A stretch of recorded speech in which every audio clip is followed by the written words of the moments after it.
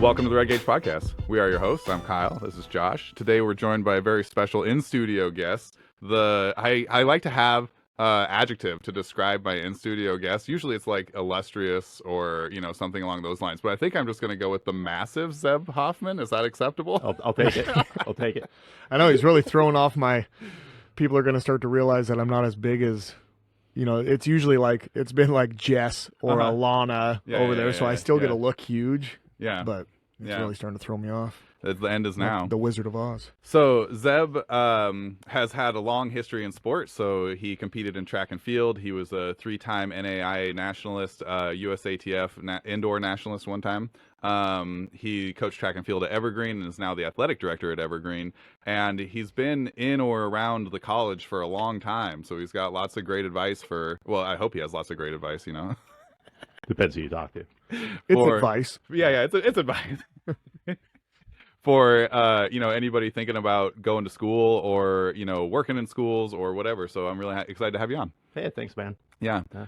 So I've known Zeb for how long have we known each other now? 5 years? I want to say we met during the pandemic. Yeah.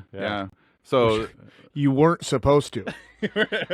I don't know that I met any new people during the pandemic. It was distance. Yeah, it was a distance meeting. Yeah, because to kind of keep from going insane, my thing during the pandemic was to try to qualify for the Olympic trials in the Hammer. So it was nice because I could go out at like 6 a.m. and there wouldn't be anybody there. You'd just go out and throw in a big empty field. You didn't have to worry about, distancing or contact with anybody or anything. And so once they started to loosen up the reins on people accessing stuff, we ran into each other just on an afternoon one day when, once we were okay to be in the same space together. So yeah, that was a really good time though. I really enjoyed my time throwing stuff at Evergreen. That was great.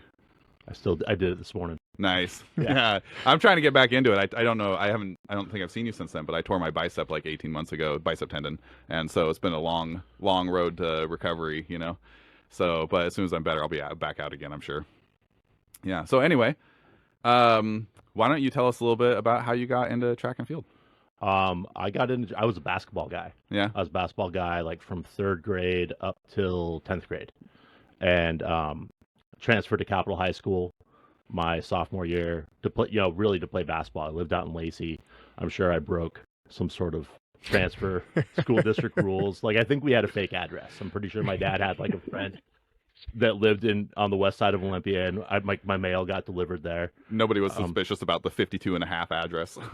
yeah. It was just weird. It's like it really felt like we were breaking the rules. But went out, played basketball. I think I made JV my sophomore year, and then one night after a basketball game, my dad just comes up to me. He's like, "You're quitting." I was like, "Oh, okay." And at first I didn't want to. I'm like, I'm already the new guy. Mm-hmm. Like I don't want to be the quitter too, because that's a thing in high school. Right. I don't know if it still is a thing, but it was a thing back then. And he's like, "You go in there and you quit, or you find a new place to live." And so I went in the locker room, quit, and then there was a girl in my weight training class that I had a huge crush on, and her brother was on the basketball team, and so she came up to me like the next, that Monday, and she's like, "I heard you quit the basketball team." She's like, "I actually think that's really cool." I was like, "Okay." And then a little bit later, we were maxing out or whatever in weight training class. She's like, "You're pretty strong. Like, you should come out and you should do track." And I'm like, "Do you do track?" And she's like, "Yeah." And I was like, "Don't you have to run?" And she's like, No, we don't. We run like 2 laps and that's it." And I'm like, "I'm in. I get to hang out with you. Like, I'm in." Yeah. And like jump to the end of that. Like, I married her eventually, but it was a choice. Yeah, it was awesome. So I did started sophomore year track and field. After my sophomore year, I went and did a track camp at University of Oregon. I'd only thrown shot put up to that point. They really wanted me to learn how to throw discus.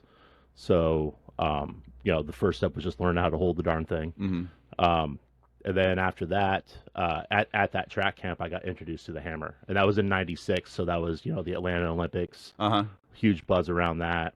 Lance Steele, who won a silver medal at Atlanta, trained at University of Oregon. So I got to see him throw. And it was one night, as an activity to keep the kids busy, that you got to try other people's events. Yeah. And it was Was that like so something that is always hammer is my favorite thing ever. Yeah. Like it's my favorite sporting event in my favorite sport. I would throw hammer every day till the day I die. I love it to death. But something that people are always surprised by is how kind of horrific it is to watch it in person. Like when you're standing next to a cage for the first time, watching somebody throw hammer. Like in the video, it looks fast. When you're standing next to the cage, it kind of looks like you might die if things go wrong. If you got to watch Lance Steele throw, were you like, holy shit? Yeah, it was watching a helicopter start. But the thing is, it's so controlled, like. Mm-hmm. Because I've seen that too at meets where like a kid gets into the cage and you could tell that they haven't been doing this that long, and then like after that first turn, everybody just kind of backs up like 4 feet, and they're like, okay, like get ready to hit the deck. But he was so controlled and just like, yeah, it was, even though it's a rotational sport, it was a straight line through the ring and just out and just perfect. Yeah. And I was like, I want to do that. Yeah. And I got back to school, after the summer. I was like, yeah, I want to throw hammer. And they're like, too bad. Too bad. We don't have hammer in high school. Yeah. So I was like, okay, they're like, you better get good at shot put and discus. Mm-hmm. And I got okay at shot put and discus. Like I threw like 49. I think the official mark is 49, 11 and a half. So that's not me being petty. Like they marked it as a half. And, yeah. And I had this idea in my head that if I threw 50, then like I would come home from school one day and someone would be sitting at the table with my parents, to recruit me. Right. And like, I had no idea how recruiting worked. My dad was 6'9". And so when he played basketball, he actually that happened to him. He was recruited. And so that's what he thought. He thought that's either that happens to you or you don't get recruited for school. Sure. Yeah. And so it just took a long time so after high school, I was just like, well, I guess I'm done. I guess I'm done throwing. Yeah. Went to Evergreen straight out of high school and had no idea what Evergreen was about. Had never been on a tour, had never visited. I played YMCA basketball there when I was a kid. Mm-hmm. It's the knowledge I knew that I had of Evergreen. So I walked around for the first year trying to figure out what I was going to declare my major in. Mm-hmm. And if you know anything about Evergreen, you know that Evergreen doesn't have majors. Right. So that was a problem. I was ill-informed. So ended up moving to Seattle, and I was working in music venues, and I ran into that girl from weight training. I was working the show at the Showbox for a buddy, and I was like, I think I know her, and yeah, sure enough, and we started dating, and then had a baby on the way, and I was working out at home with kettlebells, and she was like, I wonder how far you could throw a shot put now, and I was like, I don't know, that'd be kind of fun to find out. And so after our son was born, we had this idea of like, oh, this is what we're gonna do. We're gonna like throw, and then our son will just grow up around track and field. And what a great idea that'll be. Right. And then living in Seattle, found West Seattle Stadium, which has a hammer cage. Yeah, a great tradition at West Seattle Stadium. They got a lot of people who are real involved there. Yeah. George Matthews, Howie Kellogg were the guys at the time, anyway, and Lance Niebauer that really kind of ran West Seattle, at least the throw side. And remember my wife came home from work because I was like a stay-at-home dad, and I worked in clubs at night. And I was like, I'm going to learn how to throw hammer. And she's like, you don't know how to throw hammer. I'm like, I'm going to figure it out. And I bought some hammers, then ran into Martin Bingesser out there one day. Yep. He was a great resource. Shout out to Martin. Yep. And just every day was out there. I would like give my son a bottle, bottle of formula, and push him around the track until he'd fall asleep. And then I'd take as many throws as I could until he woke up. There was a little melatonin in the bottle. Yeah. Occasionally, what are those antihistamines? He's fine now. Don't worry. He's fine. I think your baby's crying. No, he does that in his sleep. Yeah. It's like, yeah. So, that's why I don't yell a lot when I throw too. No. Yeah. This silent assassin. Yeah. So, and then when he started, kind of going to preschool and stuff, I had more opportunity. And then George gave me a key to the lockbox out there, like a big shipping container. And he was like, whatever you want. Like, go ahead and, we'll replace anything you break. And, I had access to anything you would ever want to throw. Yeah. And so I got myself over 60 meters within a couple of years. I think my first year I threw like 36. like my first meet, I think in 2010, and then like 36 to 47 to 53, and then I finally got over 60. And then I started working with Martin. He would write my programs for me. He lived in Switzerland. Yeah. But he would write my programs for me. And so that was awesome because then I just have to do what's on the paper. Yeah. I just have to do what I'm told, and learned a lot too, and just kind of that training system that he learned from Dr. Bondarchuk. And then I was out there training UW's West Seattle too, and the throws coach at the time, TJ Crater. He was like, "Yeah, I'd love to have you, but you're too old." Because at this point, I was like, late 20s. Because you only get 5 years of NCAA eligibility. Yeah, like once your clock starts, and I had started my clock, and he was like, "You should look at an NAIA school." And so I went home, looked up the NAIA, and sure enough, Evergreen's an NAIA school. I love that you had been there, and you're like, God, I wonder if there's any NAIAs around us. No, yeah, I mean, to be fair, I don't know that they were at the time that I was there. Evergreen just celebrated its 45th year of intercollegiate athletics. Yeah. And so I got to learn a little bit about the history that they were part of the NAIA, and then they went NCAA Division III for a second. Yeah. And then they came back, and they were, and then they went back to the NAIA. But so, yeah, I called up the coach at the time. I said, "Hey, do you want a 60-meter hammer thrower that's in his 30s?" And he's like, yeah, totally. I don't know anything about the hammer, but if you want to come, you can. And I knew Evergreen had a cage. So yeah, it just worked out. It took a little bit to get down here, but finally moved down in 2015. Yeah.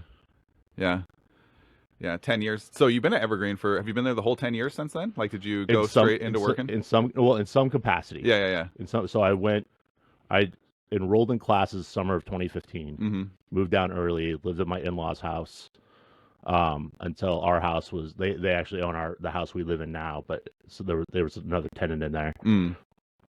So we came down early so I could take, classes in the summer. And yeah, so I have been enrolled. I was enrolled from summer of 15 all the way through spring of 17. Yeah. And then started working. I think I graduated in June. I started working there in August. Yeah. So what was your, like, in your career as a thrower at Evergreen, what was your, like, did you have like a pinnacle moment? Did you have your standout meet that you went and did what you wanted to do? I think the conference meet in 2016, I threw my lifetime best. Yeah. And I think I just remember that was like it was a really good meet. It was just a really good feeling. Like, the programming, the way we trained, like you have these big kind of ups and downs, and on the downs are really low. Like I'd call them like I'm in a low right now. And the ups were like you couldn't do anything wrong. Yeah. And I remember taking my first warm-up throw, and like the hammer, if you throw the hammer right, like the hammer's really going the fastest out to, if you're a right-handed thrower, going the fastest when it's out to the left before your right foot comes up off the ground. And so at the point where the ball is going the fastest, and the coach was like, how did it feel? And I said, I could see the corner. Yeah. So I could see the ball when it was going the fastest, like in the third turn. And he had no idea what that meant, but he was happy that I was happy. And so yeah, it was one of those things where it's like, I don't feel like I can really do anything wrong today, and I'm just gonna put my foot on the gas and like go.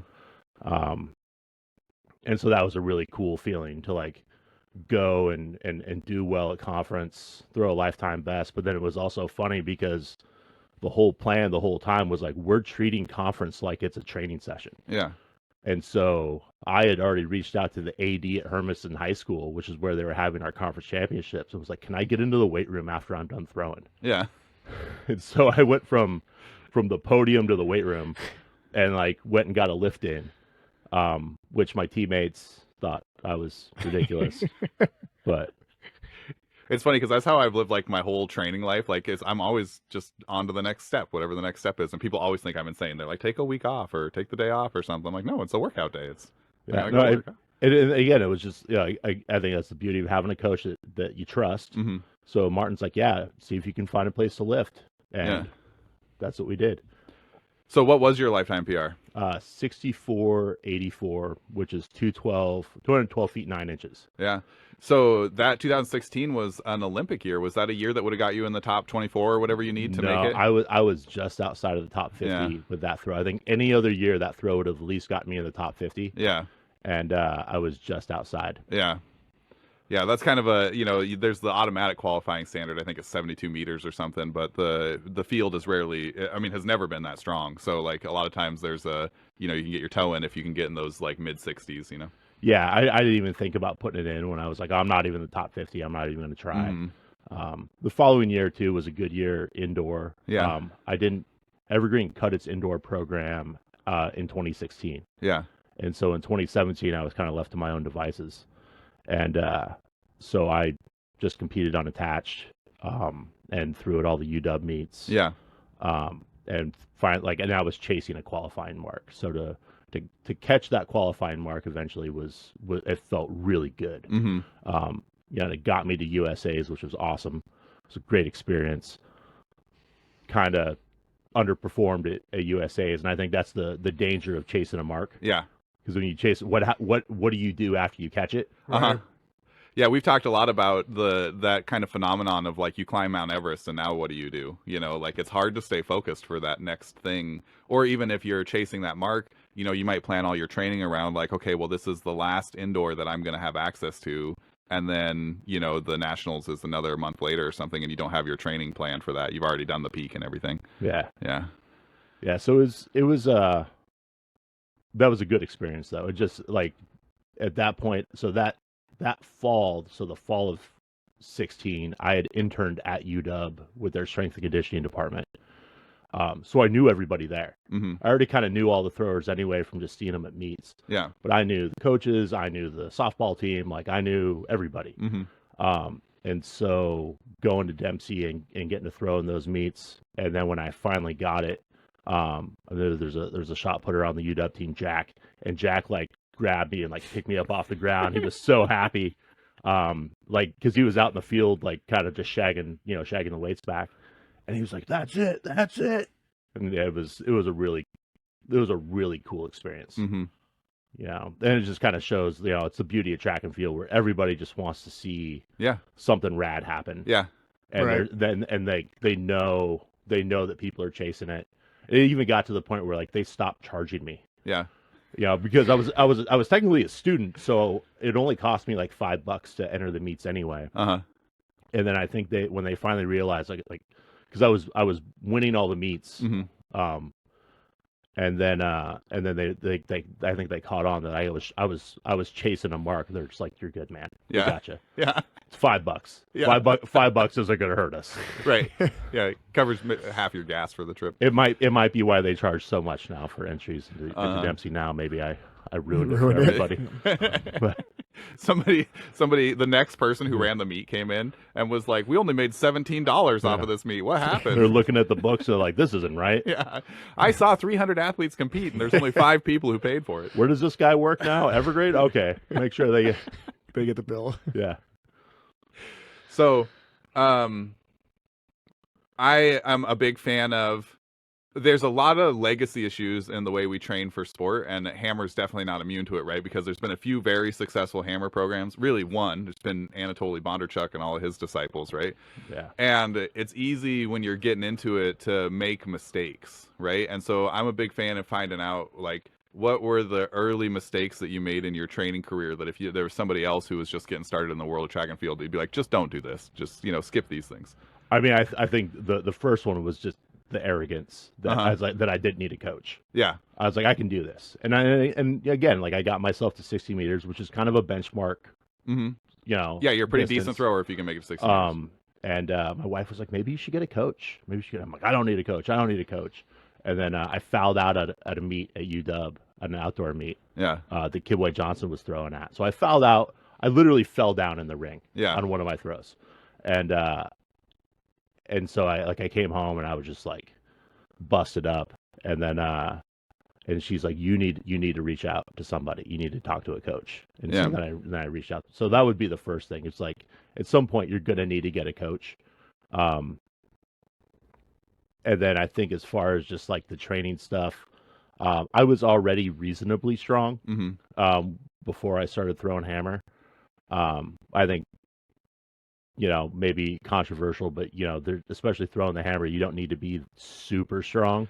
Yeah. And like there's dangers in chasing that. And I think that sometimes it's like if I think about like throwers that are, that I'm even around now, where it's like if you need this to like feel good about like what you're like about yourself, like okay, like you can touch that every now and again, but you don't need to chase that big clean or that big snatch.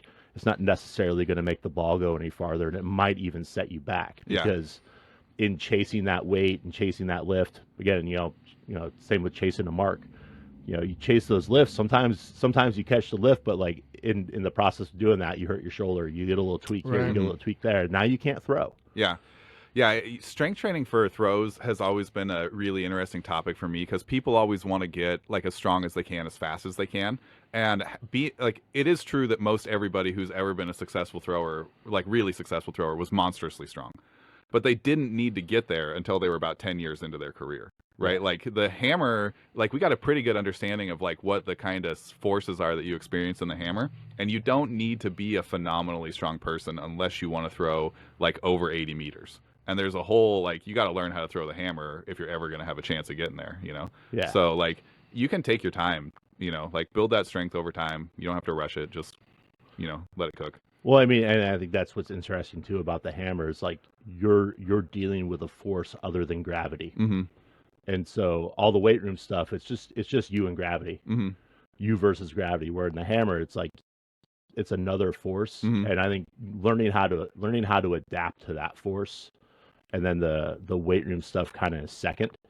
I think that's of course I'm biased. I've definitely fallen to the Bondarchuk camp and those in that crew, and so I hate to say I'm a believer in that because belief implies this like emotional attachment to it. But I am like I can't just go lift weights. Right. Like I've tried it. Like I tried taking a break from throwing. I'm like, I'm just going to be the dude that lifts weights now, and like. Yeah, work on my AD muscles and like do some bicep curls, but I don't like training that way. It's not fun. Yeah, I don't enjoy it. I'd rather, wake up early, go throw before work, get a lift in when I get home, and that's how I want to do it. Yeah. So. Yeah. Yeah, especially when you're talking about like you don't have to be monstrously strong. Like one thing that people probably aren't taking into account is like once you start going for those huge, whether it's snatch or clean and jerk or squat or whatever, like the recovery time, that's where I really think that people mess it up is now all of a sudden you're bleeding over where you used to be able to do your workout, but now you're going like super maximal on whatever that is. Like that takes like increasingly exponentially more recovery time.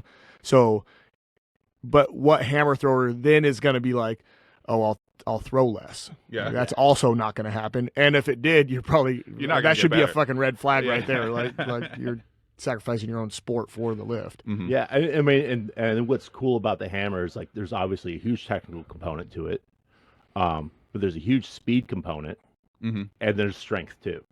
And the strength, I think a lot of times it's like, are you strong enough to like stay in the middle while this thing is going fast? Are you strong enough to speed it up? Or are you strong enough to like keep your position as it's trying to pull you out of the middle?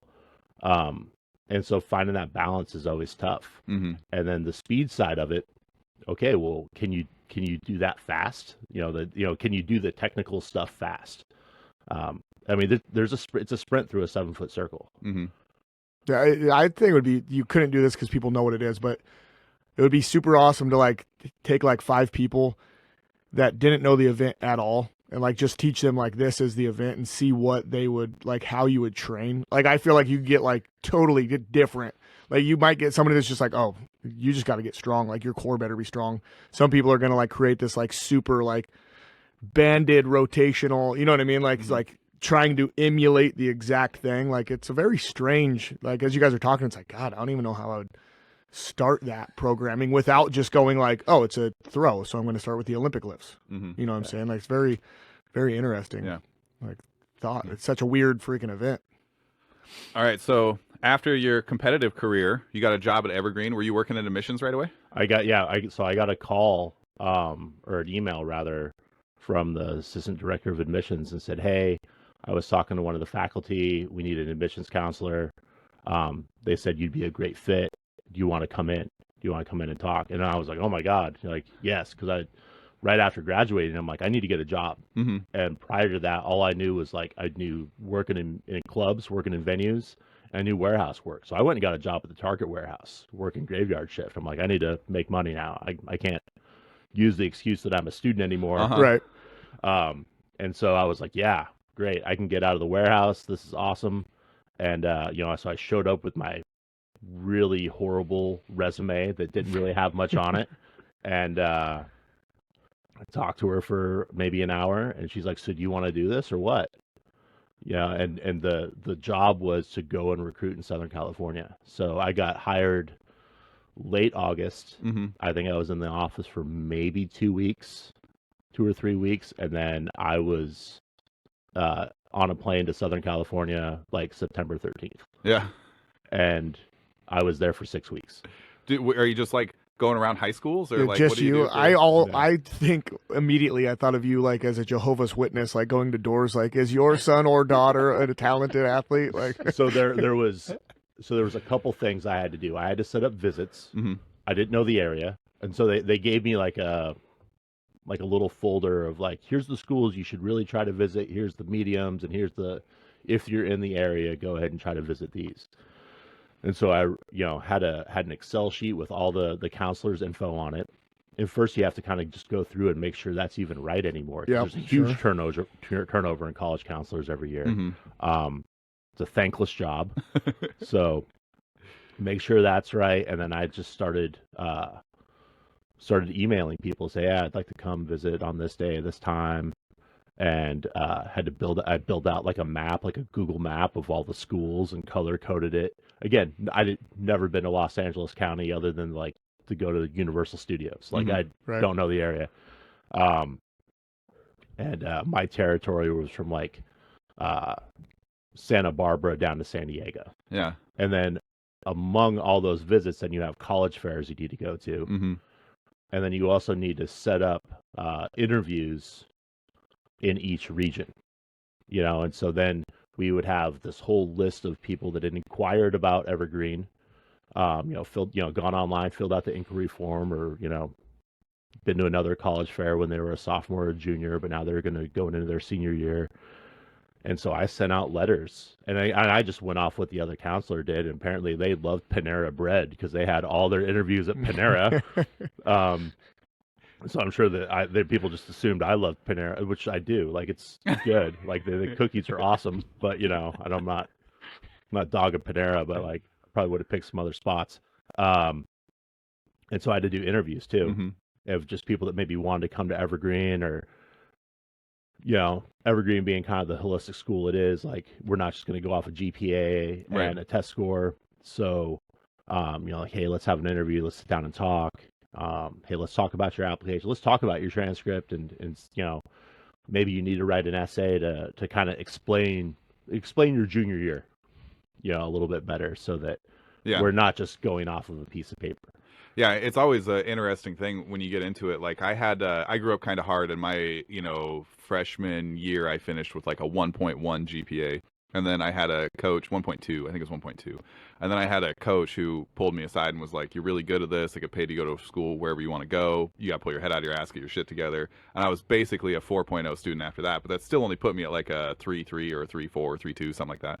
And, there was a lot of really great schools that were real interested in me that were like, your GPA is real low. Like, what's going on, relative to the people that they're normally accepting, right? And so, you got to reach out and be like, oh, yeah, well, there was some arrests involved. And, not me. I wasn't getting arrested, but people in my life were, so it's like, life was just real hard and I didn't deal with it right, So it is an important conversation to have with students sometimes. Yeah. Well, we usually look at, so being a football coach, we normally look at like usually there's like a minimum for admittance, and then there's usually a mark below that that's like they'll have a meeting.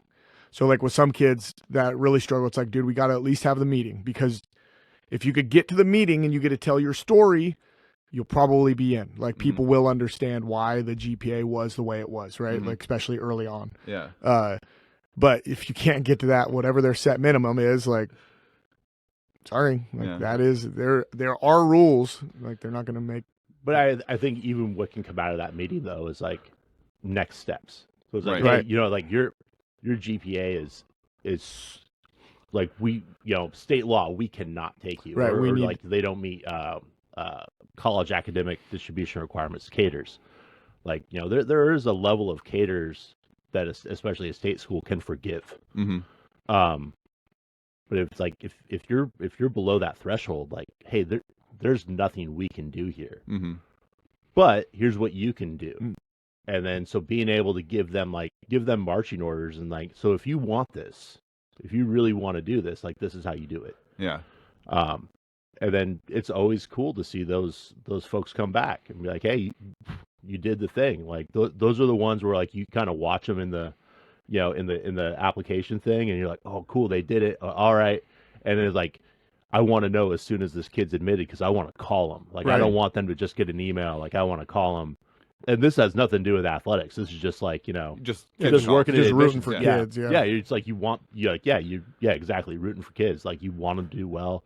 And sometimes it's not kids. Like, Sure. it's people that moved, went to another school because that was the school they thought they wanted to go to, or it had the major they thought they wanted, and really hit a brick wall, and they had to pay for their sins one way or the other, like going to community college, getting that GPA up, or getting enough transferable credits. We don't have to look at high school, and so then it's like you're 25 or they're 30, like how I was when I was 35 when I came back. Yeah. Like I think I was conditionally admitted when I came back. Yeah. Because I was not a good student when I was 18, 19 years old. Right. So, it's always nice to like, all right, here you go. Here's second chance, do it. Let's be it. I like to think that there was some old admitting officer and they're like going through papers of the people that were just admitted, like, oh my God, Zeb, he's back. Like, what the like, no. No, I'm pretty sure that whoever the AD was, the AD at the time at Evergreen when I was there, her name was Monica Hoyer.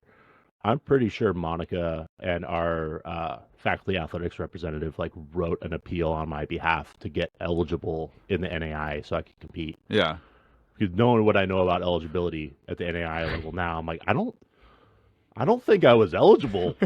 They had. I mean, I remember getting the decision. Like I remember I was eligible, but I think they actually had to. Yeah. Go fight for it. They must have fought for me. Yeah. Which I'm glad they did. It was. Yeah. A great experience. Yeah. So I have every year I mostly get to teach advanced academic classes. So I work a lot with juniors and seniors, and I have to have the same conversation where kids come in with a crazy frame of mind about what they should be thinking when they're looking at like what colleges they apply to and how the admissions process works. Can you give people like just like this is how we should approach our frame of mind for when we're thinking about going to college and where we're going to apply and that kind of stuff? Yeah, I mean, for me, I think when you're looking for colleges, it's all about just asking questions. And and not to pin anybody down, but if you know, like the first question is, do I know what I want to study? And if you do know, awesome. If you don't know, that's cool too. But then that informs like your next step. Like, okay, well maybe I don't want to go to a school that specializes in aeronautics. Right. You don't want to go to Emory-Riddle if you don't want to be a aerospace person. Yeah, like I it's like, okay, I'm not sure what I want yet, but I know it's not that. So asking, everything you do is asking questions. So, when the college visits come through, doing what I did, going to the different high schools, going to the things like, okay, is this a private school? Can I afford a private school? Well, maybe not. Private schools give out a ton of free money. Go, listen to what they have to say. Don't not go to that because it's a private school and you can't afford it. Yeah. Same with, and then the application process. Like, well, could I go to the school if I wanted to? Like, would they let me in? Okay, they'll let me in. Awesome. Fill out the financial aid stuff. Fill out the scholarship applications. Can I afford to go to this school? and then go and visit that school. Mm-hmm. And like, do I like it here? You know, do I like it here in the winter? Mm-hmm. Yeah. You know, like Because that's where you're gonna be for the winter. yeah, like I just told you guys, like we just got done doing a East Side trip with my son. He's going into his junior year, and he was really cute. He called me up. He went to a key club thing called Decon up in Seattle, and he sends me a text. He's like, "Can I call you?" And I'm like, "Oh crap!" Like what's good? And then the really quick text. It's about college, and he's like, "Yeah, they had like a college fair." And I talked to a guy from Central, and they have track and field, and they have a theater program, and Dad, it's on the east side of the state, so they have like they get like snow, and I'm like, dude, you've been there. I got my master's degree there. Like you've been to Central. It's like, oh, so you know about it? Like that's cool. Can we go visit? And so it's like, yeah, hell yeah, let's so if we're gonna go visit one, we'll visit all of them. Visit all three of the public schools on the east side. But we're not done, like we got a great tour. We got a tour of the theater space. Like some kid that worked in the admissions office was like, I'm a theater major. Like he gave us another hour-long tour of the theater space. Mm-hmm. And then, but we're going to go back. We're going to go back in the fall and see a production, or we're going to go back, see a football game, like Right. see what that's all about. Hey, do you still like this? Is this the vibe that you want? Like, it's because it's one thing to like go visit a school in the summertime when there's nobody there. Uh-huh. Right. Does he mind wind? Yeah, it was super windy, Even on the best days. It's but all wind. Windy when it's 75 degrees. Ain't that Kind of bad. nice. Yeah. Kind of nice, right? But like windy when it's like snowing, like maybe not. Maybe that's a deal breaker for you, and you don't want to do that. That's where I went to school, and so the first year I was there, I was at off campus because I was older. I'd already been in the military, so I was off campus apartments, and the wind just always came. It was a headwind, and so like on the way to school, it took like 5 minutes on the mountain bike. And on the way back, I swear it took like 35 minutes trying to like pedal my mountain bikes just straight into the headwind every day. It was like, oh my God, where does this come Getting from? as tight as Like, possible. why is it so windy every day? Yeah. Everybody on their bike is on a cut. They're trying to lose weight. If I can get a little less drag. Everybody's got those aero bars on the front of their. I think It doesn't matter what the bike is. The beach cruiser get the aero bars on. Oh Yeah. man. Yeah, I think that at one point we talked about it, and you had told me that, the application is if I wanted to, could I go? The financial aid is if I wanted to, could I afford it? The visit is if I wanted to, do I like it? Yeah. And I think that's such a valuable way to think about it, because I had a kid who we helped to get to Stanford, and the first time that we talked about it, she was real worried about like the cost, and I was like, if your family makes less than 150 grand, it's free at Stanford. And she had no idea, and so it's like those kinds of things when they come up, it's like don't put the blinders on for what you can do. Like go through those steps and ask those questions. I think is really great advice. Yeah. Yeah, you better at least check the boxes. Yeah. Yeah. Just for that reason. Mhm. You might have checked Stanford off because it was too expensive, and Yeah. then paid more to go to a different school. Yeah. Yeah. Yeah. And then you did admissions for a long time. And then you were coaching. Yeah. Yeah. So I was in admissions. I wasn't in admissions too long, and then at the time, the head track coach position at Evergreen was a 6-month hourly position. Okay. And so January rolled around, the head coach came back, and he was there for maybe a month and a half, and he called me. He's like, I'm leaving. They're probably going to ask you if you want the job. And so I just wanted to give you a heads up. Yeah. And sure enough, they did. And at the time, the track and field had all kinds of constraints put on it. So in addition to being a 6-month hourly position for the head coach job, which is like, how can you recruit? How can you develop a team Mm-hmm. in that kind of time frame? No off-campus recruitment, no tuition waivers. It just, it was kind of a placeholder sport. Yeah, you're coaching a non-program at that point. Yeah. And the whole idea being that you need 6 sports to be in the NAIA. Yeah. And so we're going to have it, but we're not going to feed it. Mm-hmm. It was basically a PE class that the kids didn't get credit for. If there were kids in it at all. Yeah. Right. And so Like I have a file. I have the file where they kind of talked about like they put all the information together of like, here's how we're gonna, kind of sunset the track and field team. Mm-hmm. And so I kind of keep it as like, the reminder of how things used to be. Yeah. And so I said, yeah, I'd be down to do it, but I can't. I don't want to do it under these constraints. Can we lift the off-campus recruitment? Mm-hmm. Can we just do that? And then coming from admissions, like I know what enrollment does. Enrollment numbers are really important. Yeah. And so I was kind of relentless. Like I would go through our admitted students to see if any of them had done track and field. So it's like, okay, Kyle, you've already been admitted. Yeah. Guess what, buddy? We have a track team. We have a track team. You can come and do track at Evergreen. And in the admissions world, that's called a yield thing. Like it's a yield outreach, right? So I got track kids that way. Yeah. And because they were already coming to Evergreen, they already wanted to come, so they didn't even care that I didn't have any money to give them. Right. So it was great. And then I also had some success. I was kind of doing strength and conditioning stuff on the side. So then working with other teams. And so then there was 2 volleyball players that wanted to stay in sports, but they didn't really want to be on the volleyball team anymore. And I always used to say, like, man, you guys would be great throwers. Yeah. And so they came up to me one day and they're like, hey, we just quit the volleyball team. Like, were you serious about us being good throwers? And I was like, hell yeah, let's go. Like, and it was like, this was a Friday. I remember it was a Friday because I was like, I'll see you tomorrow at 7 a.m. And they both showed up 7 a.m. on a Saturday morning. Yeah. And learned how to throw hammer and discus. Yeah. And one of them stuck with hammer. One of them did both. But yeah, so right off the bat, like that first year, I had 3 kids go to conference. I had a couple school records broken. Mm-hmm. So I was like, okay, this is something. Yeah. We're doing all right. And then it's kind of built from there. And then COVID happened and ruined everything. And then,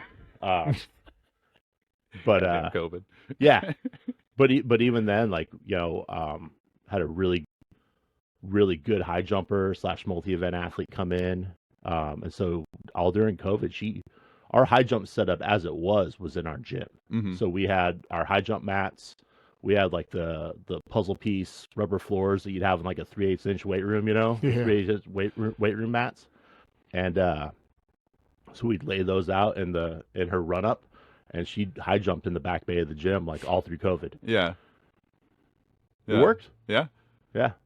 Yeah, I remember being, it was one of the things, like, you meet somebody. I got along with you real well first time we met. I was like, he's a real nice guy, good coach, all that kind of stuff. But I remember realizing that you were my kind of people when you came in one day and you were like, I might not be working at Evergreen next week. I was like, what's going on? And you were literally just fighting about, like, it was some small thing, but it was for the track team. And you were like, I'm not, like, we're doing it right or we're not doing it at all, and like, you were just really dogged about it the whole time. And I was like, man, you got to appreciate somebody who stands up for what they want, Yeah. Like it, especially at the time, like it really felt like everything felt like a fight. Mm-hmm. And I think part of that was just it was COVID. Yeah. And super frustrating. I remember there was like a series of emails I sent out because we got one meet in that year. Yeah. And then around Wednesday, it's like, oh, they might cancel the meet this weekend because of because of COVID. I'm like, they're not going to cancel the meet. And then they canceled the meet. And then by like Friday, like they had canceled everything. And I had sent out an email to the team and I CC'd. So it's actually our department is wellness, recreation, and athletics. So I'd CC the director of wellness, rec, and athletics in my email to the team. Hey, don't worry, we're going to get through this. We'll train through this. It'll be fine. We'll make good use of this time. And then she sent me this private message just like, actually, you won't be. You're not going to be able to do anything. And so then it was like this like hopeful, a little less hopeful. And then finally it was like, okay, cool. We're not doing it. Here's a workout to do at home. Yeah. And, but coming back, like the track team still had momentum. We were able to kind of keep things going. And then this opportunity to kind of expand athletics came in, and I knew that was my time. Like, I guess I'm done being a head coach. Yeah. Yeah. Yeah. Can you talk to us a little bit about the recruiting process? Because I know, as a kid, right, I didn't really understand what the recruiting process was at all, throughout my whole athletic experience. I got like a billion letters from colleges. You fill them out, you send them back, they start calling or whatever. A couple visits where they came out, and got to go do some trips at schools and stuff. I had some like tentative offers to go throw places, and then I got hurt, and they were like, and as soon as I got hurt, as soon as the word was out that things had gone bad, the phone just stopped ringing. They had never met you before. Yeah, they'd never met me before. Schools that I'd applied to and like got like letters were sending me stuff being like, oh, it turns out there was a problem with your admissions, and the whole 9 yards, right? But then something really interesting happened to me, like 6 months later, or the next track season. The next track season that came around, so I'm a year out of high school now, right?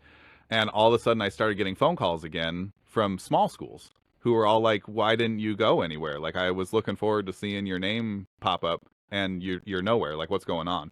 And I didn't understand that there was all these really great schools that just don't have, like, they had no at-home visits and no, waivers or whatever, but they're still really good schools with fun programs and good coaches, or even tuition waivers and stuff.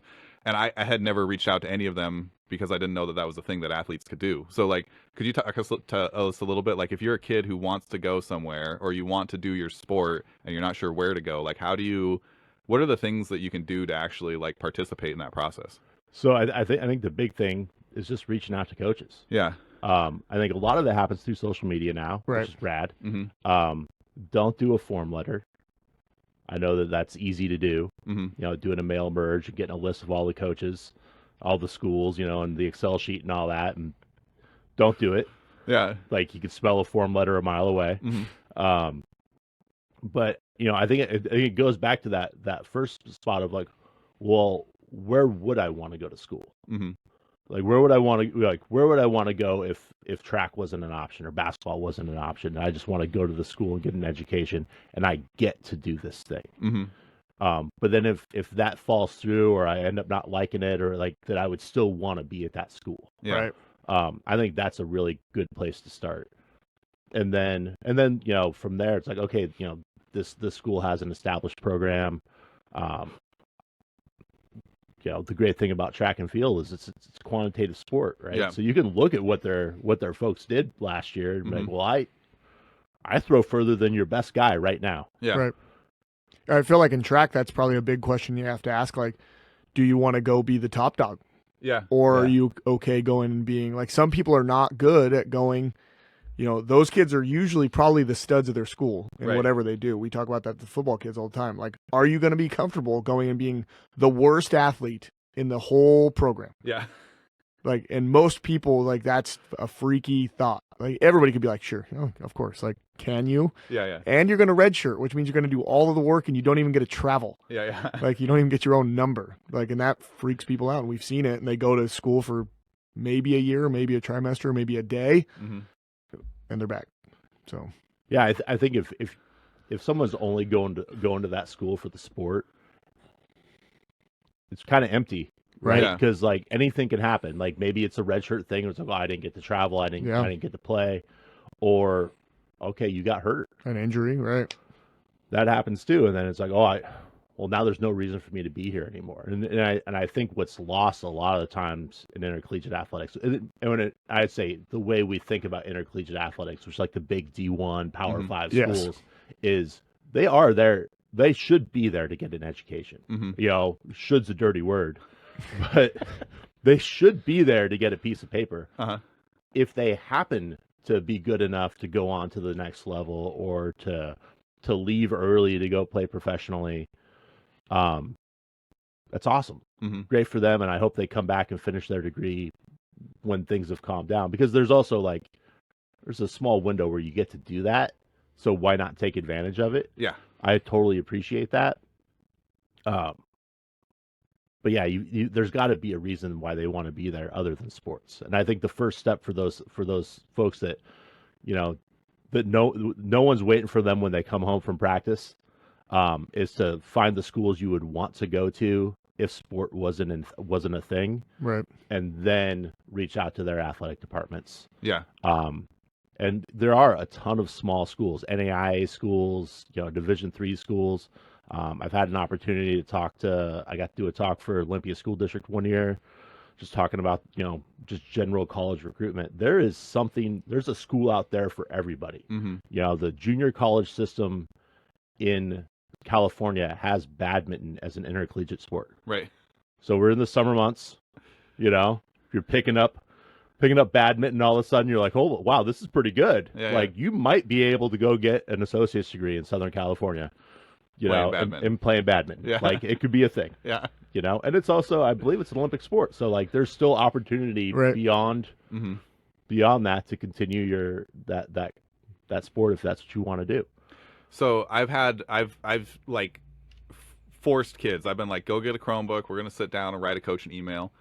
And they're always like, they feel like they're intruding or imposing. How do you feel as a coach when you get an email from a kid? I mean, even if it's a form letter, I'm reading it. Yeah. I remember there was one, it sticks out, and the email was like, I'm from Utah, I'm 6'1", and I throw the shot put and discus and blah blah, kind of gave the whole thing. And I replied back, I said, you had me at 6'1". Yeah. Let's talk. And then I think she signed that girl signed a letter of intent to come to Evergreen, but then got scooped up by a D1 after state. Yeah. Because she had a great state meet, and then it was like, well, and then all of a sudden, she'd come for a visit, everything was awesome, and then her mom reached out and was like, well, what can you give her for money? I'm like, I was totally forthright. Well, when she came to visit, I have no money. I had no, track and field had no money at the time, and she's like, well, I think we're going to stay in state and go to this D1 school. I'm like, hey, that's awesome, rad. Right. I think she just graduated this year. Had a great, because you always you always follow them, right? Yeah. It's like, oh, what are they doing? Yeah, I think that, if you're a kid or you're, a parent and you got a kid who's doing it, like, don't be nervous about reaching out. Like, we do this stuff because we love it. Yeah. Like, we want to know who your kid is and we want to see their success and stuff. Worst case scenario, you don't get a message back. Yeah. I would say though that, that's the first step, and then you're having a phone call or you're having a Zoom call, and I would say at that point it's about having a conversation. And I remember as a coach, I spent more time with my athletes than I spent with my own family. That's a reality of coaching. And so if I'm going to spend that much time with you, like, I better want to hang out with you. Right. I think that's really important. I think the other thing is, don't in the first 5 minutes ask how much money can you give me. Yeah. I remember having a call with a kid during COVID, was a javelin thrower. And I think he threw like 150 feet, which is not a bad distance by any stretch. But then he was like, so how much money can you give me? I was like, I don't have any money. He's like, well, what do I need to do to get money? Yeah. And so it almost turned into like a consultation about here's what you need to do. Yeah. You kind of go back to the 6'1" girl, like, especially in women's athletics, like all that I've heard over the last few years is both in track and wrestling. Like, if you're a female and you maybe you were in a different sport and you wanted to go play, like, if you didn't make it in your sport and you're tall or strong or explosive, like we have a friend that's a track coach, and he's like, oh my God, if she just comes out to a meet, I can get her to college. And then it happened to be the same girl as like in wrestling. It was actually Jazz Warren. She was like, if she just makes it through the season, she'll be a college wrestler. And I was just like, is it because it's talent? It's like, no, there's just not. Those are kind of newer spaces. So the raw talent is going to get her to a place. So if you're a young lady, just go try, go ask.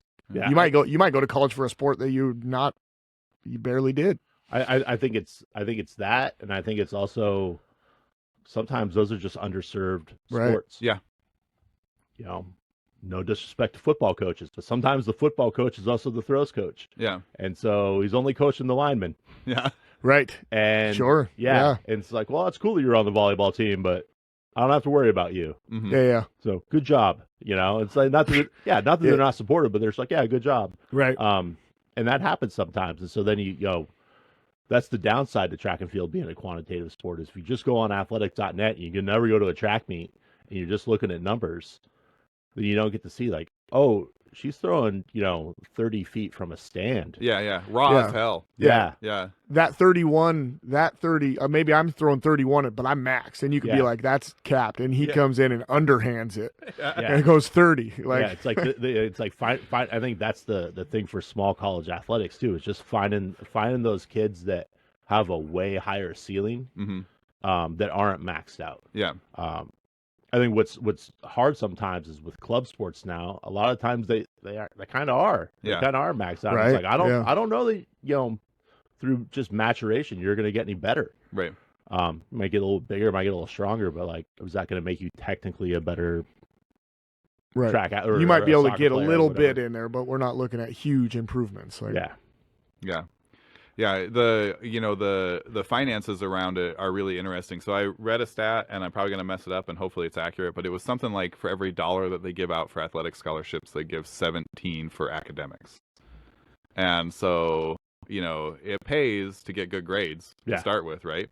It also makes it way easier. Like I remember, being recruited by like Cornell and Stanford and stuff, and they'd get my transcript and be like, we're going to have a conversation about this, because the grades were really good in the back half, but that first quarter really messed me up, And so like it makes your life just way easier. But like my training partner, who was #1 in the nation, went on an academic scholarship. He didn't even go on a sports scholarship. Like depending on your sport, they may or may not have a lot of money to give out. Yeah. Yeah. I mean, I can say right now at Evergreen, like all the teams now have the same like level of waiver, but what we're able to give out is, it's pennies compared to even some of the other schools in our conference. And it's a tuition waiver, right? So it's essentially a coupon, it's a discount on tuition. Right. So it doesn't apply to housing, doesn't apply to books.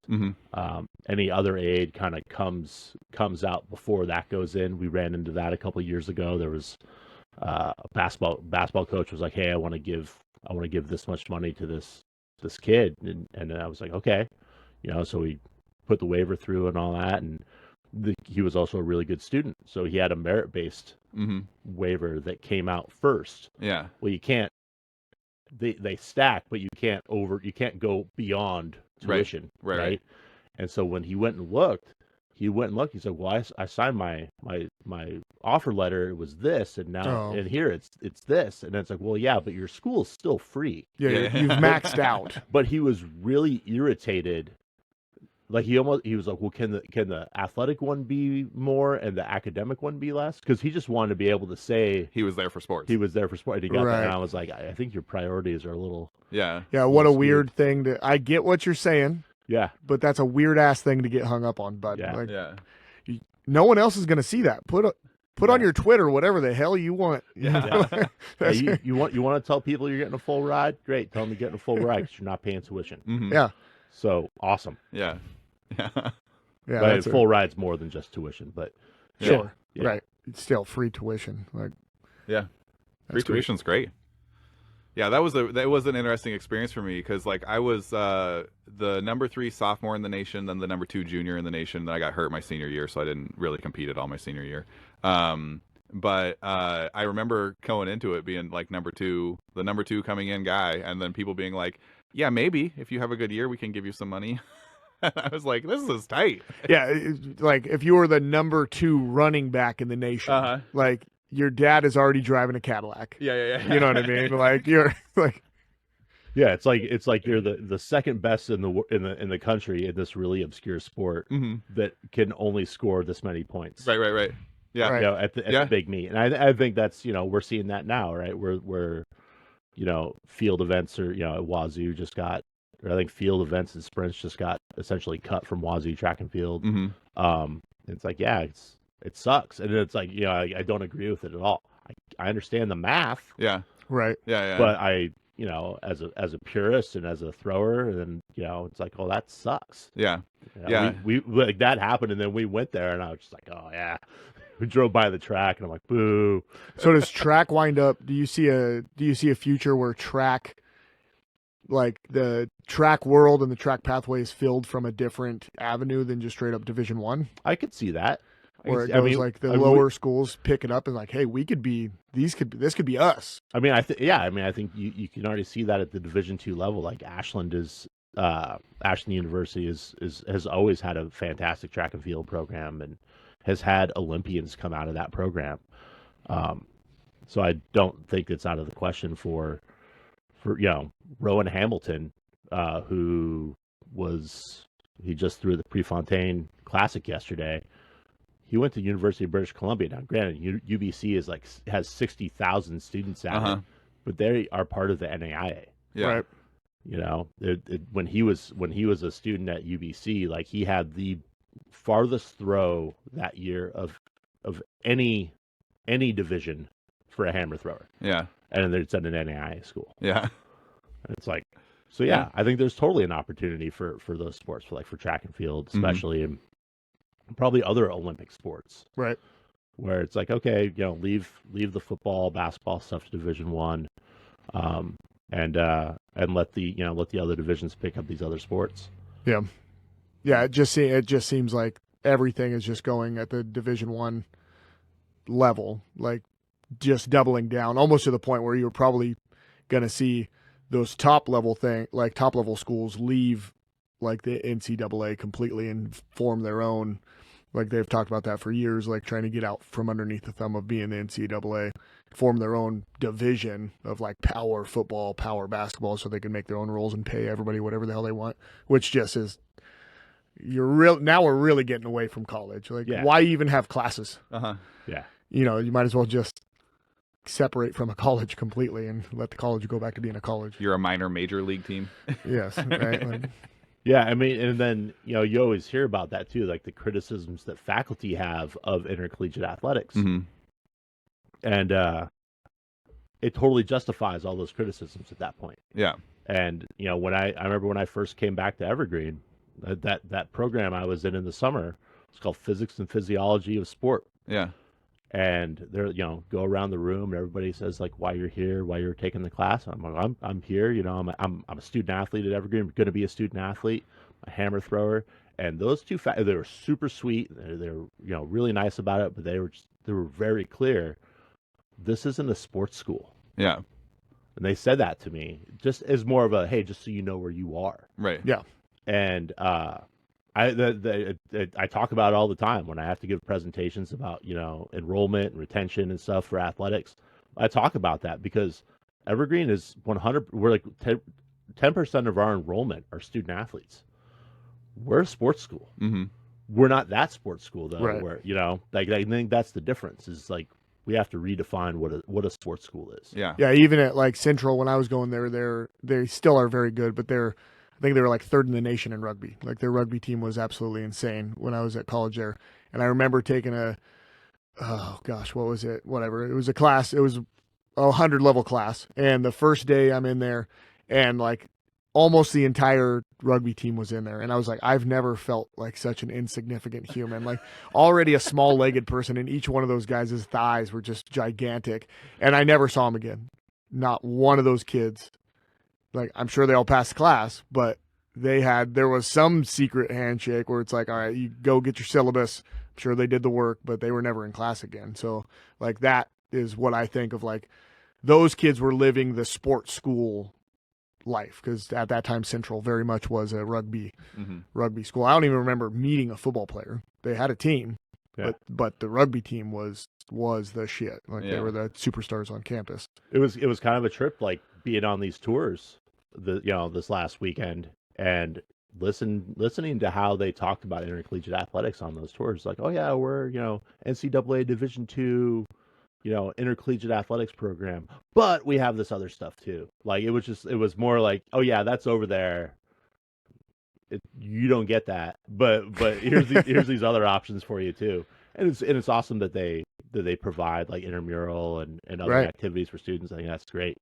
But it was just kind of an interesting lens into what they, how they talk about sports at the schools too. Yeah. And then going, being at Evergreen, it's just like, okay, well, how do we want to talk about sports? How do we want our intercollegiate athletics program to be viewed, not only like within Evergreen, within the Evergreen community, but then outside of the Evergreen community, like within Olympia and Lacey and Tumwater and Shelton, and how do we want to be perceived? Do we want to be perceived as I don't think we want to be. I don't think we could be the big powerhouse if we wanted to, right? We could Sure. be. We could. We're not going to be UW. Right. I think we can be a really strong athletics program that supports a liberal arts education. Mm-hmm. Right. I think we can do that. Yeah, it's an interesting thing. There's always a lot of criticisms where people are like, "Oh, that guy is getting paid because he's really good at throwing a ball," right? Like he's getting a school because he's really good at throwing a ball. But if you look at the outcomes for student athletes, they're statistically much better than the general population. So people who compete in sports are, they're more likely to have good relationships. They're more likely to have career success. They're more likely to reflect well on the school that they're going to in their adult life. And college is, it's a reputation game, right? You want to be well known for good reasons, and if you have successful people, that reflects well on the college, right? Yeah. And so, supporting those endeavors, there's a reason why people who do sports do well on average, because it's hard. Like you have to go and do stuff. You have to commit to things. You have to train and try and, see things out for a longer period of time. Like I remember being really surprised when I started training because it was the first thing that I'd ever done in my life that needed more than 2 days. Like I got like everything in school was like, even if it's like a, quarter long project or whatever, it's like, yeah, well, I did that the 2 days before it was due. Like I wasn't working on it the whole time, So like your frame of mind when you're going through and just doing school, is really short. And then when you start thinking about like, well, how do I plan out the next 6 months or the next year or the next 4 years? And you start doing that to everything, it has a big impact on the way you live your life. Oh yeah, and I think also just there's basic life skills too that you learn. Mm-hmm.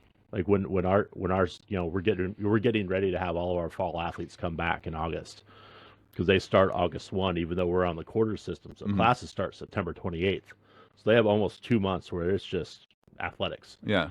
But we have these different orientations that they go to, and then once their schedules are set, closer to the start of school, they actually have to send an email to their faculty, and they actually have to write an email that makes sense and communicates to their, which seems like such a pedestrian act, right? But it's not, because a lot of them have never sent anything that represents professional email. Mm-hmm. Oh yeah. And through no fault of their own, there has been an opportunity for it, and it's like, okay, we're going to sit down, we're going to talk about how to write an email. Yeah. Hey, here's your greeting. Hey, here's I'm in your program, and I'm really excited. By the way, I'm on the soccer team, and here's my schedule. I'd like to have a conversation. Again, not a skill that a lot of people have, but then they get to learn how to advocate for themselves, which is a skill that they get to take with them outside of sport. Yeah. Understanding that like by having that conversation, like this is what I try to tell my kids is like, you're going into that, like if you go into that with a mindset like, okay, I'm having a conversation, but I'm going to dictate the terms, and then you're just going to say yes. Like that's never going to work. You need to understand that they might bend a little bit, but maybe they can't bend on this type of thing. Like you have to understand, and especially now, kind of how you were saying, but then a little bit like you were saying, like college sports, like the kids aren't used to communicating even amongst themselves anymore. We see that at high school, a lot of, having kids in the same class that will text each other. Yeah. Right. Like I took last year, I was the head coach at Shelton, interim head coach for the football team. And I took a senior retreat, and like we were at Lake Lena, up beautiful. And like the kids, they couldn't communicate by social media, and they just sat there and no one talked for a long period. They were just like, I was like, oh my God, you guys don't even know how to be kids anymore. Like, what the hell's going to happen when this is a break room? People are going to hate you. Yeah. You're just going to sit there quietly, like not knowing how to communicate. So I don't even know how I got on that, but it's an amalgam of both those things. Like sports helps. Because even Kyle, who was kind of an introverted person, had to learn how to navigate a old grumpy track coach. Yeah. And then had to learn to navigate the strength coach, and when do I fit in the weight room? I don't like that slot. I better take this slot, because there's a bunch of people in there that weren't taking it serious. So you just got to learn. Like it helps. Yeah. And I was real fortunate. I had good coaches. Like Rich, our strength coach. He used to let me do all my heavy stuffs alone. Like he'd kick everybody out of the weight room and just let me stay in there and do my. Because like it turns out that if you go into a weight room and you do 600 pounds for a couple reps on something, people get real excited about it. And then they're just standing around you, breathing down your neck. And I'm like, I'm in the middle of trying to do stuff here, guys. Can you bugger off so I can pay attention to what I'm doing? And so he would just like, he'd kick everybody out and he'd be like, have fun. And then, let me do my own thing. So there's lots of, a surprising number of supports because I found that to be a very overwhelming environment. Yeah. Yeah. Wow. Yeah. So now you're the athletic director. Technically, the title is associate director for athletics. Like Okay. I said, the department is wellness, rec, and athletics. So Yeah. my Right. boss has a huge portfolio, Mm-hmm. and so I'm responsible for kind of the day-to-day operation of athletics. Yeah. Yeah. How has that been for you? Have you been able to like grow some of the programs and stuff, make some progress? Yeah. So in fall of 22, I got an email from I think it was the new chief enrollment officer said, "Hey, what do you think about adding sports?" Mm-hmm. And I think the sports at the time were cross country and golf. Okay. Okay. And I was like, well, at the time I was the track coach too, so I was halftime track coach, halftime assistant director. Right. And I was like, well, cross country makes sense. Yep. But I also knew that cross country was going to be my exit out of coaching, because if you bring in a cross country coach, they're going to be the head track coach too, and let's face it, no one's running cross country for me. That's just the way it goes. Like Alana's not running Just cross country. go run to the Safeway back. Yeah, like pick me up. If you could pick me up some stuff. Pick me up a pint of Ben and Jerry's while you're there. Run fast on the way back. I don't like it melty. And so I had just met a couple of wrestling coaches. Like I was working in my office one afternoon. One of the student workers came in and said, "Hey, there's a couple guys that want a tour. Can you give them a tour of the facility?" And I was like, "Yeah, sure." So showing them around, they're telling me about wrestling. There's no other 4-year in Washington that has wrestling. I'm like, well, this, and then I get that email, and I was like, well, how about cross country and wrestling? And in addition to that, we'll give tuition waivers to track and field. Mm-hmm. And so that was like part of it too, where it's like, okay, let's finally get tuition waivers to track and field. Right. Because if we wanted to grow athletics, we could have just done it that way. It would have been really easy, not add any programs.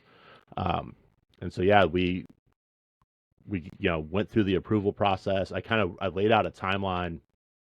I had to give a presentation about retention, and so I laid out the timeline. I think it was like July I got the email. August we settled on it, and then by November it had been approved. Yeah. Which is like the fastest any decision has ever been made at a state school ever. And so it was really great. It was like, holy cow, this is happening. And then in addition to that, like we got another, we added positions in addition to student athletes too. So we got another athletic trainer, we got a full-time sports information director, which is like, the unsung hero of intercollegiate athletics, because there's so much statistical stuff that has to be turned in at the conference and the association level. I was doing that stuff, in addition to, just regular coaching and other administrative work. So we're able to add all those positions. And so in 2021, so when we came back from COVID, we had 91 student athletes, and this year we had 230. Oh, nice. That's awesome. Dang. Yeah. So massive growth. And then also with that growth has come success, right? So we've had a number of All-Americans, and we had Alana on the show, who's probably going to be world famous at some point. I think so. Yeah. And then women's wrestling has had some great successes, and so it's one of those things. A rising tide lifts all boats, and so now all the programs are kind of feeling a little bit of pressure, and like you can see it. You can see everybody's training a little bit harder.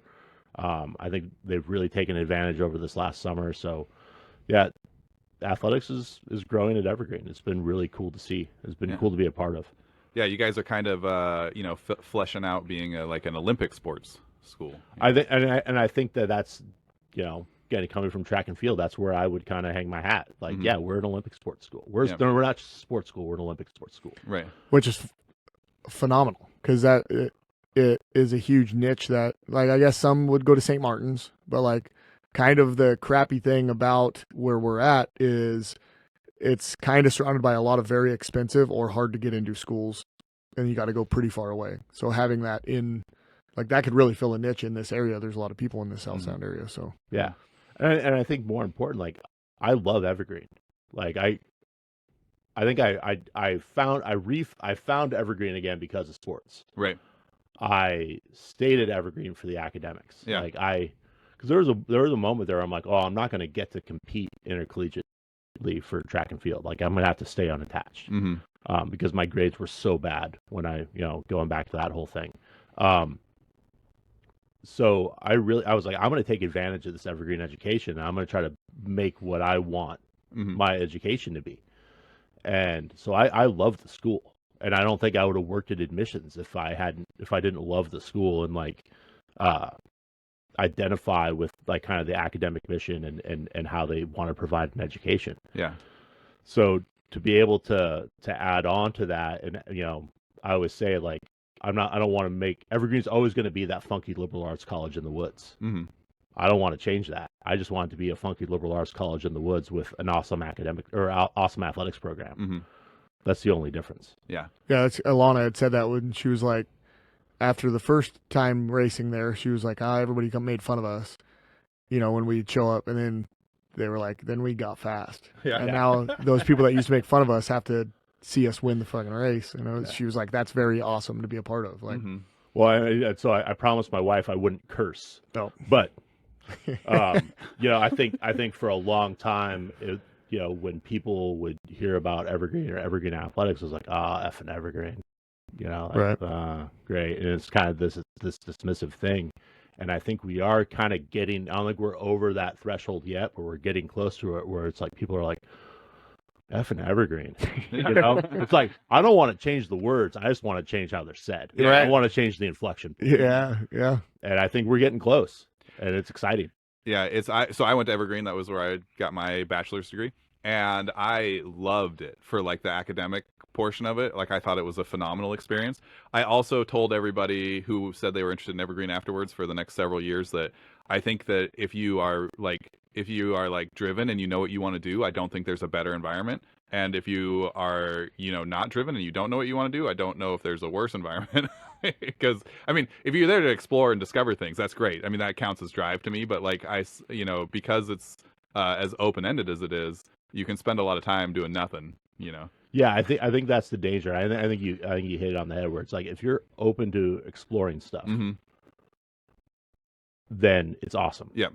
But if you're just looking for someone to hand you a list of classes, like here's your gen eds, you need to take this many electives too, and then maybe you'll just kind of stumble upon what you might want to do. Yeah, that can be tough. That can be tough. And Evergreen has so many like unique things. They've got the big programs, like the massive classes that you take, and it's one class for the whole quarter. That's a pretty unusual thing. And the classes that they have are almost all just great. Like every program that I've talked to somebody about who's been in it has had a great time. The ones I did were all phenomenal. And then they also they still do the individual learning contracts. Yep.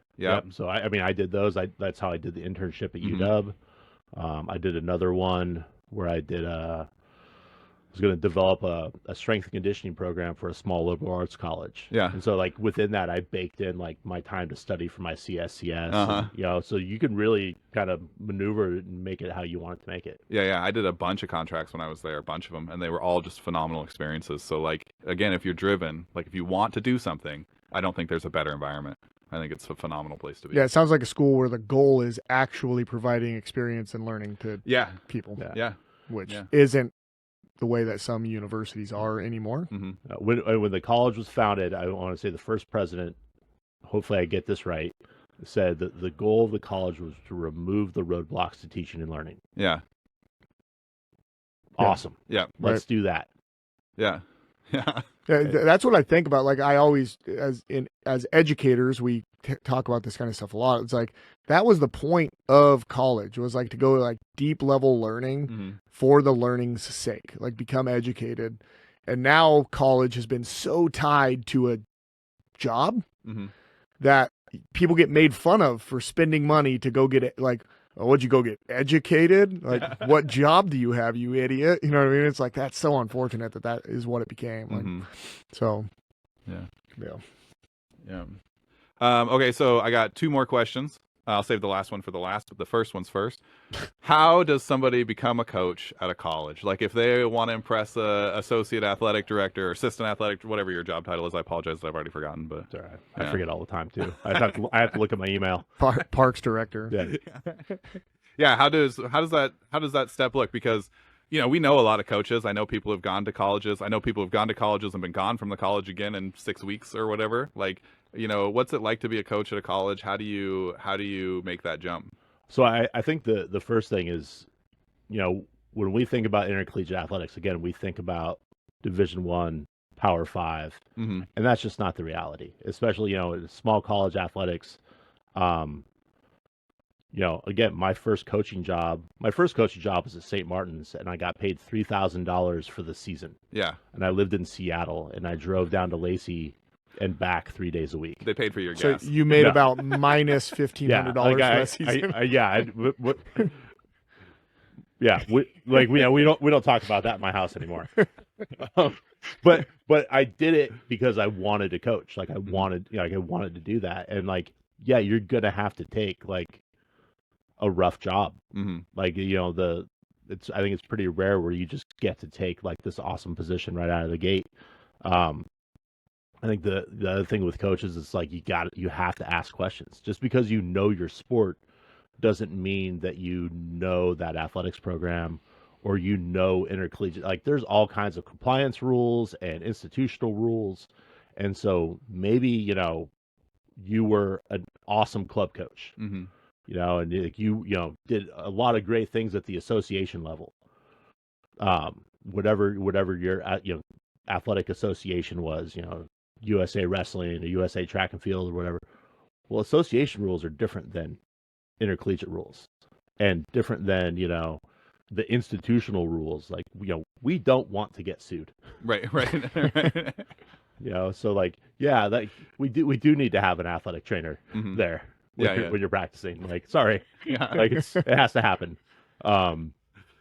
They do all need to have physicals Mhm. before they get to come out. They can't just sign a thing that says that they're good. Yeah. Because that happens in club sports sometimes. They don't even make them turn in physicals. They just sign the waiver. And they're fine.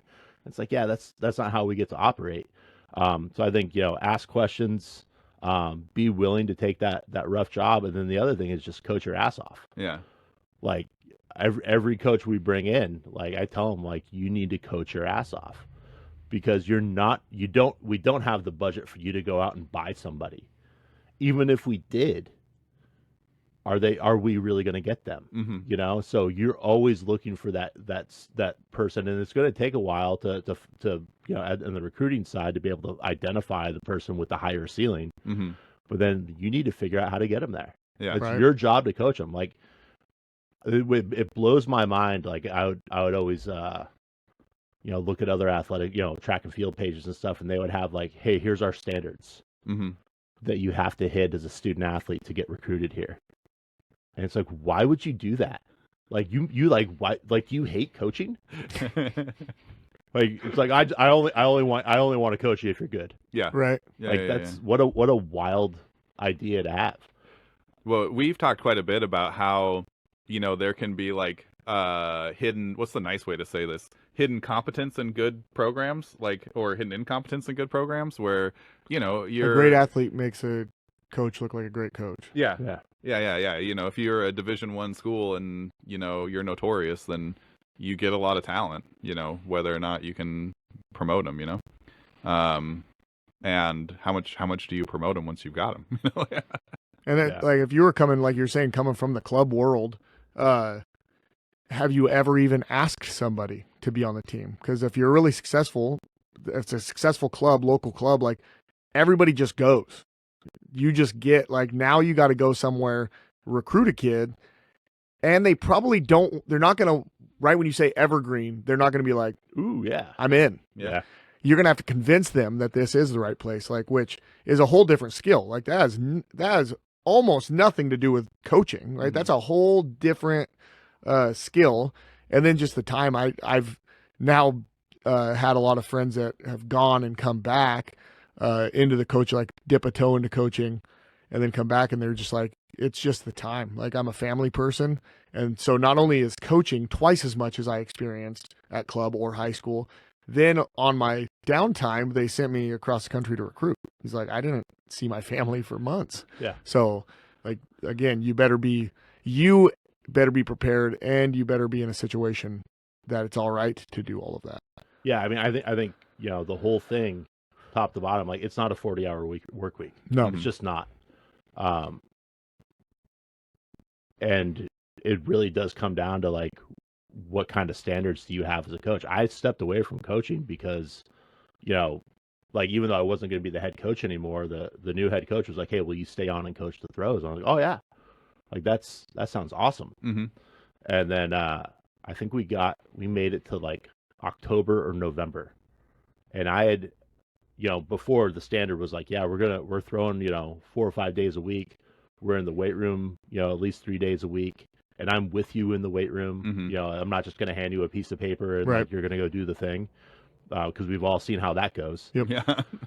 And I think I had to cancel. I had to cancel like a throw, like two or three sessions, and I was like, I can't do this anymore. Yeah. And there's, everybody's like, well, why? I'm like, because you're not getting trained to the standard. Like Right. This is the standard. Like this is how much they need to be training. Mm-hmm. And then, and so yeah. So then now there's a push again to try to get me back into it. See if I can balance it out a little bit better. I don't know if I can, but we'll see. Yeah. Time will tell. Yeah. That the pull will probably never leave. No. They'll probably keep trying to pull you in. I mean, Yeah. that was the problem, right? Because so this year at conference I had, so our high jumper was graduating. She's finished up with her master's degree. Had a discus thrower who was graduating. And then I also had some hammer throwers there and I was like, I just want to go down. I just want to go down to the conference meet and check it out. I took time off of work. Mm-hmm. I went down we made a vacation out of it. And then next thing you knew, it was like, well, can you coach at conference? So next thing you know, I've got a badge on, and I'm coaching shakeout for discus. The day of the first meet, because discus is on the second day. And I was like, "This is so much fun." Yeah. And I think our coach planned the whole thing. Uh-huh. Yeah. 100%. Sure. Yeah. It's like, let me give them the kids when they're well tuned and they're ready to go, and it's gonna be a good day. And yeah, yeah, it's a nice out too. Like I'm not standing in the rain. Like I can feel my fingers. uh-huh. Like it's awesome. Best. Yeah. If you've ever tried to get like a hammer out of a cage when it's like 30 degrees out and windy, Yeah. fans are wet, you're just like dying. Just It doesn't even ever leave your hands. You just accelerate and then decelerate. No, like because the kids got it caught in the net. Yeah. You have to climb up on a ladder. You're trying to pull it out of there. They're making jokes. Yeah. It's like, this isn't funny.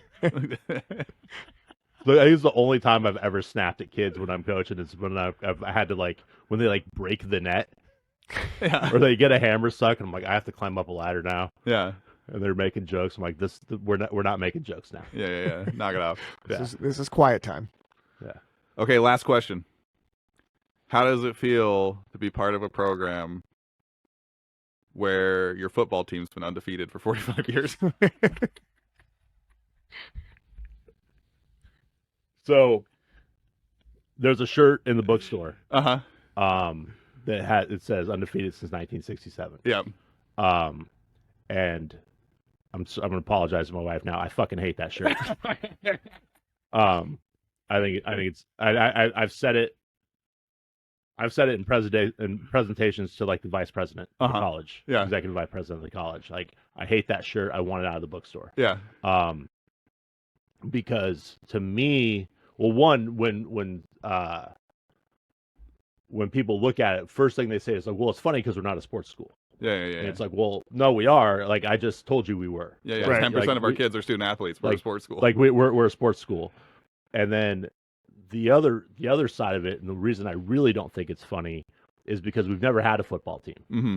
Right? So here's a school that operates on narrative evaluations. Right. Which being in athletics, the best way to learn is failure. Yeah. Right? And so when I see that shirt, I see a shirt that says the only way to not lose is to not try. Right. And that just drives me crazy. Yeah. It's the wildest thing. I remember seeing that when I first got there, and it's like I had real mixed emotions about it. Like I held one of those sweaters in my hands, and I was like, "Is this cool or is it stupid?" Yeah, I get the joke. Right. Like, No and football like you team. said, like if someone was completely removed from sports, like they were not an athletic person at all, which isn't anybody in this room, I get that. Mm-hmm. But it all, like how you're saying, is also now the work that you guys have done, like the admittance that the football program, like we don't have one, Mm-hmm. might have been like a sentiment that you used to have, but now it should be like, that's fine. We don't have one. Look how fucking good we are. You know what I mean? It should be like undefeated in the fucking marathon for the last 2 years. Yeah. You know what I mean? Like the reality is that women's flag football is a growing sport. Mm-hmm. It's a growing sport of the NAIA, and it is only a matter of time. Yeah. I'm just going to leave it at that. Yeah. Then they'll have to earn. I mean, I'll do it. I'll do it just to get rid of that shirt. Yeah. they just keep winning. Yeah, You're like, we need to fucking take a loss so I can get rid of the shirt, guys. Someone take a loss. Yeah, I mean, I'll yeah. That'll be there's always a joke. It's like how am I going to get fired? And that'll be how I get fired. It's like I bribe the women's flag football team. Yeah, the most dominating women's flag football team in history, and you're like, how about I buy you guys pizza? Yeah.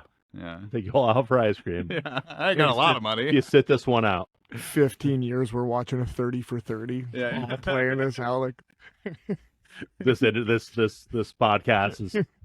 They just play clips from this as like the moment of evidence. premonition. It just they play that clip and then 5 years later, and then they play a next clip and 5 years later. Yeah.